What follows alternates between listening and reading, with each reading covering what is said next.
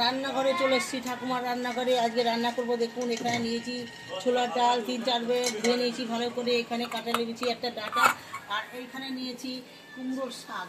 কুমড়োর ডাঁটা শুধু শাক দিয়ে আজ আমি ছোলার ডাল রান্না করবো। ডালটার মধ্যে আমি ডাঁটা আর কাটা লেগেছি লঙ্কা দিয়ে দিচ্ছি, নুন দিয়ে দিচ্ছি, সামান্য একটু হলুদ দিয়ে দিলাম, একটু তেল দিয়ে দিচ্ছি, জল দিয়ে দিচ্ছি। জল দিয়ে এবার আমি ডালটা সিদ্ধ করে নেব।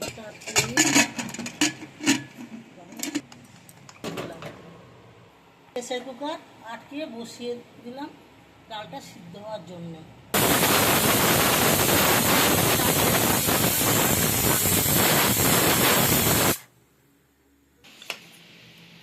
প্রেসার কুকারে নিচ্ছি, দেখি ডালটা সিদ্ধ হয়েছে নাকি।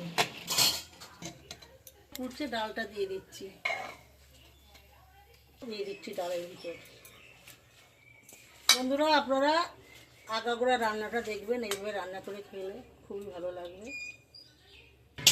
হলুদ দেওয়া আছে, আর একটু হলুদ আমি দিয়ে দিচ্ছি, দেওয়া আছে আর একটু নুন দিয়ে দিচ্ছি আমি। এবার ডালটা ফুটুক। নামিয়ে নিচ্ছি ডালে ফোড়ন দেওয়ার জন্য, নামিয়ে নিচ্ছি।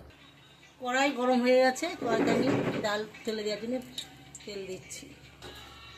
ডালে 2টো তেজপাতা, 3টে শুকনো লঙ্কা,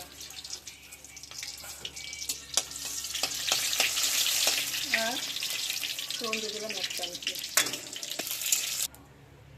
ফোড়নটা পুড়ে গেছে, এবার আমি ডালটা